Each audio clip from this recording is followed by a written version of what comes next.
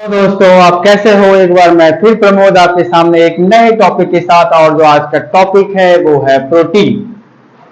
आपने पढ़ा होगा, आपने देखा होगा, नहीं नहीं नहीं देखा नहीं होगा, आपने आपने पढ़ा होगा। तो आज जो हम बात करेंगे वो करेंगे प्रोटीन के बारे में कि प्रोटीन जो हमारे बॉडी के अंदर होता है उसमें कौन कौन से एलिमेंट्स होते हैं। मतलब हमारा जो प्रोटीन है ना वो अकेले नहीं चलता है। आपने देखा होगा बड़े बड़े जो सेलिब्रिटीज लोग होते हैं, बड़े बड़े जो फेमस लोग होते हैं ना, वो अपने साथ बॉडीगार्ड लेके चलता है। ओके, बॉडीगार्ड, अंगरक्षक। ओके, एम आई राइट? अंगरक्षक। तो उसी तरह से हमारा प्रोटीन है। हमारा प्रोटीन भी जब बॉडी के अंदर चलता है तो वो अकेले चलता नहीं है, वो झुंड में चलता है, मतलब समूह में चलता है। अपने साथ 3 4 5 जो है वो बॉडीगार्ड लेके चलता है। ओके, और उनकी जो बॉडीगार्ड है, मतलब प्रोटीन की जो बॉडीगार्ड है वो हमारा कार्बन है। ओके, जैसा कि आपको दिख रहा है, वो हमारा ऑक्सीजन है, वो हमारा नाइट्रोजन है, वो हमारा हाइड्रोजन है और वो हमारा सल्फर है। अब बात ये होती है कि जो कार्बन है, हाइड्रोजन है, ऑक्सीजन है, नाइट्रोजन है और ये सल्फर है, ये कितने अमाउंट में जो है वो पाए जाते हैं बॉडी के अंदर। तो जो कार्बन का अमाउंट है वो आप देख रहे हैं ना, यहाँ पे कार्बन का जो अमाउंट है वो 50 से 54% है, और जो ऑक्सीजन का अमाउंट है वो 21 से 24% है, और जो नाइट्रोजन का अमाउंट है वो 13 से 16% है, और जो हाइड्रोजन का अमाउंट जो लगभग लगभग लगभग लगभग जो है वो 7% है। ओके, और जो हमारा सल्फर का जो अमाउंट है यानी कि परसेंटेज है वो है 0.2 से 0.7% है। इस तरह से हमारा प्रोटीन जो है वो कम्बिनेट करता है, मतलब ये कंबाइन है इतनी चीजों का, और इनके पास इतनी परसेंटेज होते हैं, मतलब प्रोटीन के अंदर ये परसेंटेज है इन एलिमेंट्स का। ओके, अब हम बात करते हैं कि प्रोटीन का काम क्या होता है।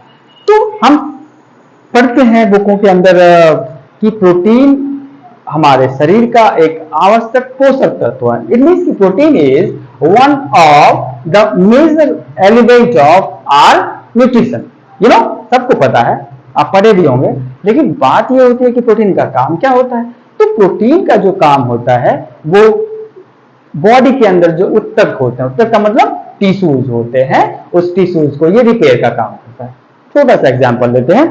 जब कोई गाड़ी खराब हो जाता है, देखा होगा अपने सड़कों पे, गाड़ी जब खराब हो जाती है तो धक्का देना पड़ता है, धक्का देना पड़ता है, पुश करना पड़ता है।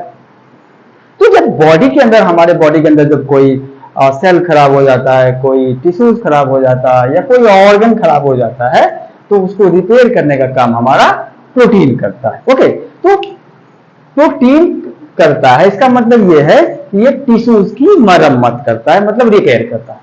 अब एक चीज और आया हमारे सामने कि भाई टिश्यूज क्या होता है। तो आपने पढ़ा होगा सेल के बारे में, मतलब कोशिकाओं के बारे में।